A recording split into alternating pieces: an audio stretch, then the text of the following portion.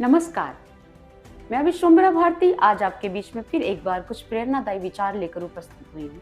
मेरा एक ही उद्देश्य है, एक ही मकसद है कि आप तक वो ज्ञानवर्धक कुछ इन्फॉर्मेटिव नॉलेज पहुँचे, जिससे आप भी अपनी लाइफ में कुछ बेनिफिट गेन कर पाएँ, आप भी अपनी लाइफ में उन चीज़ों का लाभ उठा पाएँ।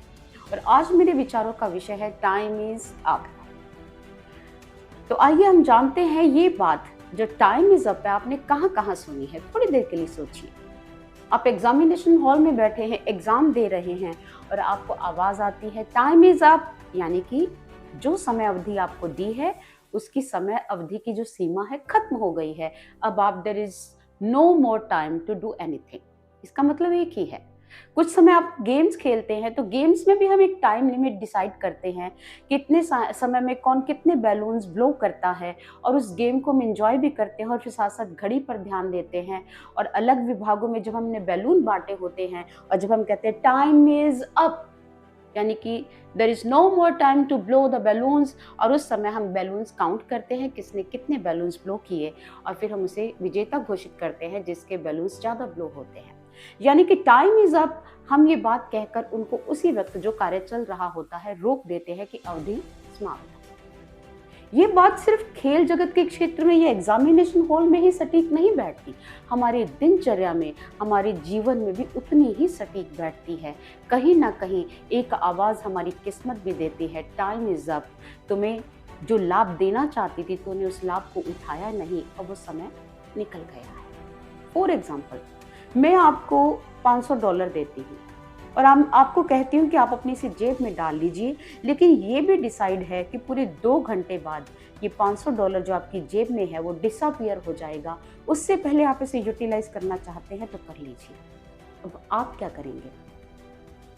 आप कहेंगे $500 अगर डिसअपीयर हो जाने हैं तो उसके डिसअपीयर होने से पहले आप क्या करेंगे? वो चीज़ें खरीद लेना पसंद करेंगे जो आपके जीवन की ज़रूरत और जिसके लिए आपके पास पैसा नहीं। पैसे के अभाव की वजह से जिन चीज़ों को आप खरीद नहीं पाए थे, आप उन चीज़ों को खरीदने के लिए दौड़ेंगे और 2 घंटे के अंदर अंदर उस पैसे को आप यूटिलाइज करने का सोचेंगे। ऐसा ही है? बिल्कुल सही। यानी कि आपने दौड़ भाग करके वो बेनिफिट गेन कर लिया। आपने हमेशा बिजनेसमैन के मुख से सुना होगा, आई डोंट हैव टाइम, वो ये कहता है समय नहीं है। और कोई अगर साधारण व्यक्ति उनसे मिलने की कोशिश करता है तो बाहर खड़े बैठे द्वारपाल क्या कहते हैं कि साहब के पास समय नहीं है। गरीब की समस्या क्या है? मेरे पास धन नहीं है। और बिजनेसमैन की एक ही प्रॉब्लम होती है, मेरे पास समय नहीं है। गरीब की समस्या तो समझ आती है।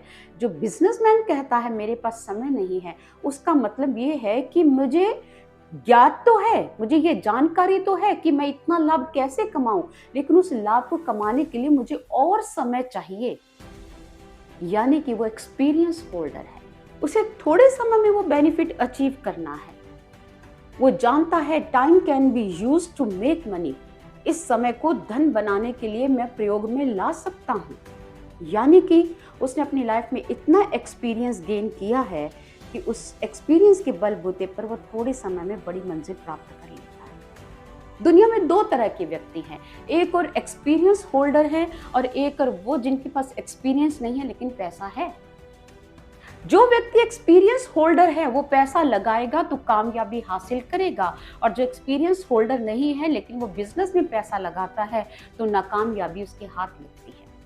इसलिए सोचना ये है कि हम कामयाब कैसे हों, अपने आप को कैसे दुनिया में खड़ा कर पाएं।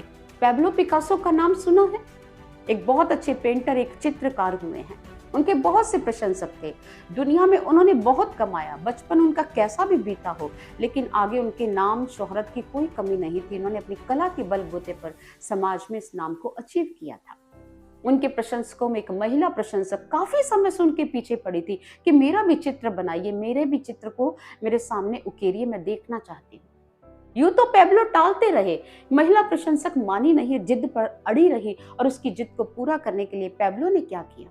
उन्होंने फिर एक पेज निकाला, अपनी कलम उठाई, महिला का चित्र उकेरना शुरू किया, अच्छी सी पेंटिंग विद इन 10 सेकेंड्स बनाकर उसको दे दी और देते हुए कहा, तुम्हें पता है तुम मुझसे जो ले रही हो इसकी कीमत क्या है? $1 मिलियन। महिला मुस्कुरा दी। पहले तो उसे लगा कि ये सब उपहास है, तो पैब्लो कहते हैं मैं उपहास नहीं कर रहा हूँ, जो मैंने बोला सत्य बोला है। महिला की मानो रात की नींद उड़ गई। रात भर वो सोच रही है, भला 10 सेकंड में बनाई हुई कुछ इधर उधर की रेखाकृति $1 मिलियन की कैसे हो सकती है। अपने मन की इस निराशा को दूर करने के लिए मार्केट में गई। बाजार में इस दुकानदार से पूछा, जो अच्छी पेंटिंग की जानकारी रखता था, पूछा ये पेंटिंग कितने की हो सकती है जो मैं तुम्हें दिखा रही हूँ। उन्होंने कहा पैब्लो जी की है, ये पेंटिंग ही बता रही है, इसकी कीमत जो है $1 मिलियन के आसपास है। औरत हटकर रह गई, लौट कर गई पैब्लो जी के पास, कहने लगी आपने 10 सेकंड्स में ऐसी रेखाएं खींची, उसकी कीमत $1 मिलियन, यानी कि 10 सेकंड में आप $1 मिलियन कमा सकते हैं। पैब्लो ने कहा हाँ कमा सकता। औरत ने कहा मुझे भी ये आर्ट सीखना है, मुझे भी बताओ 10 सेकंड्स में $1 मिलियन कैसे बनते हैं।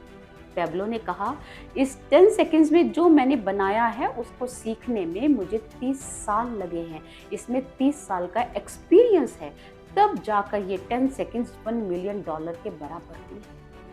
इसी तरह जो बिजनेसमैन लोग होते हैं अपने एक्सपीरियंस के बलबूते पर 10 सेकंड्स में ऐसे ऐसे प्रोजेक्ट हासिल कर लेते हैं जो उन्हें मिलियनर बना देते हैं। कम समय में पैसा कमाने के लिए एक्सपीरियंस चाहिए, और एक्सपीरियंस गेन करने के लिए व्यक्ति को टाइम चाहिए। इसी टाइम को यूटिलाइज करना है, यूं ही गप्पों में गवा नहीं देना, गॉसिप्स में गवा नहीं देना। जो इस टाइम को यूटिलाइज करना जानते हैं उसी को तो कहते हैं कि ये टाइम को मैनेज करना जानता है, और टाइम को मैनेज करने की कला को कहते हैं टाइम मैनेजमेंट।